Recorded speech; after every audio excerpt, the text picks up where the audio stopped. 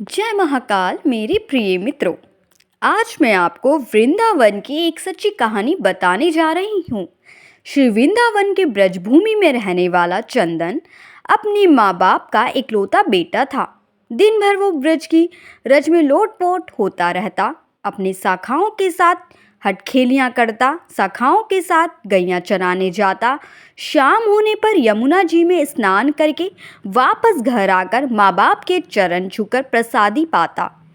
यही उसकी दिनचर्या थी। चंदन में धीरे धीरे ठाकुर जी के प्रति सखी भाव जागृत होने लगा।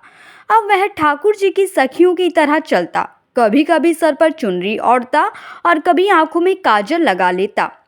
एक दिन उसके मामा जौकी बनारस शहर में रहने वाले थे, वृंदावन आए। जब उन्होंने चंदन को सखी भाव में देखा तो हैरान होकर चंदन की माँ से बोले कि चंदन तो आपका इकलौता बेटा है, इसको थोड़ा पढ़ा लिखा लो ताकि वह कुछ काबिल बन सके। चंदन के माता पिता उसके मामा की बात सुनकर सोचने लगे कि हाँ, कह तो यह ठीक ही रहा है, और उन्होंने चंदन को उसके मामा के साथ शहर में पढ़ने के लिए भेज दिया। शहर में पहले तो चंदन का मन नहीं लगा, लेकिन धीरे धीरे उसका मन वहां लग गया और बड़े अच्छे से पढ़ाई करने लगा। चंदन अब बड़ा होने लगा। चंदन चाहे शहर में रहकर वहां रच बस गया था, लेकिन उसके अंदर ब्रजरस का रस कूट कूट कर उसके प्रत्येक रोम रोम में बसा हुआ था, जो कि उसको कभी भी ब्रज से दूरी महसूस नहीं कराता था। इसलिए वह अपने आप को वहां अकेला नहीं समझता था, क्योंकि वह अपने अंदर ही पूरे आनंद में रहता था। चंदन की कक्षा में एक छात्रा उसकी सखी बन गई, जिसका नाम ललिता था। ललिता के माता पिता का बचपन में ही स्वर्गवास हो चुका था। वह अपने नाना नानी के साथ रहती थी। वह बहुत ही सीधी सादी लड़की थी। चंदन और ललिता की खूब बनती थी। स्कूल खत्म होने पर दोनों इकट्ठे ही आगे की पढ़ाई के लिए कॉलेज में प्रवेश करते हुए वहां पर इकट्ठे पढ़े। चंदन की पढ़ाई अब खत्म हो चुकी थी। वह अपने घर वृंदावन धाम जाने के लिए तैयार हुआ तो उसने ललिता को कहा, क्या तुम मेरे साथ वृंदावन धाम चलोगी? तो ललिता ने अपने नाना नानी की आज्ञा लेकर चंदन के साथ जाना स्वीकार कर लिया।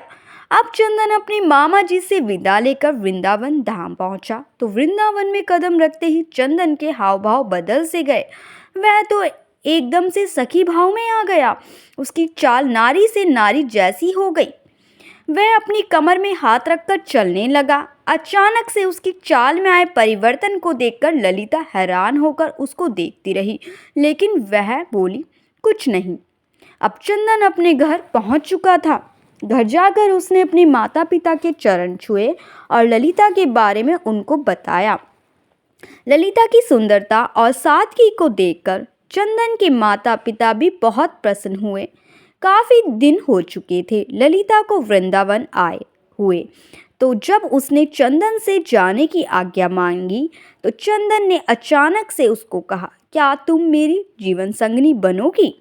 अचानक से यह सुनकर ललिता घबरा और लज्जा सी गई और उसने मुस्कुराकर हाँ में हामी भर दी। अब उन दोनों की शादी बड़े धूमधाम से संपन्न हो गई। लेकिन ललिता को कभी कभी चंदन का व्यवहार अजीब सा लगता था। चंदन कभी कभी अपनी आंखों में काजल लगाकर, सर पर चुनरी ओढ़ कर, कमर पर हाथ रखकर ना जाने कौन सा नृत्य करता रहता और किसको रिझाता रहता। ललिता को यह सब समझ नहीं आता।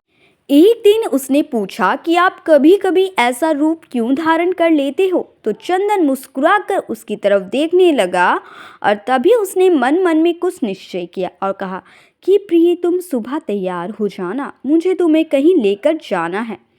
ललिता को कुछ समझ नहीं आया, लेकिन पति की आज्ञा को मानकर वह जल्दी सुबह उठकर तैयार हो गई। चंदन उसको बरसाना धाम ले गया और किशोरी जी के निज महल में जाकर उसने अपने पाँव में घुंघरू बांधकर, आंखों में काजल लगाकर, कमर पर चुंदरी बांधकर नृत्य करना शुरू कर दिया।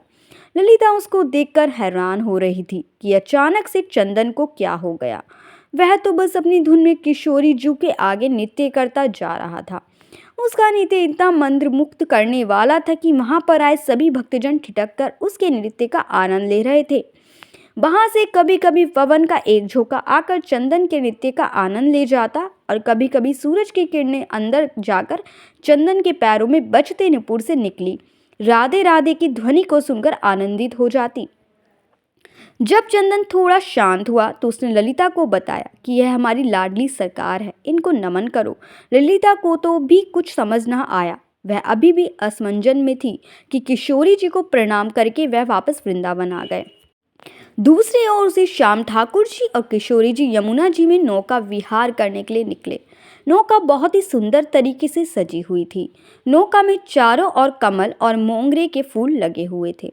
नौका में ठाकुर जी की और किशोरी जी आमने सामने बैठकर एक दूसरे के रूप रस का पान कर रहे थे।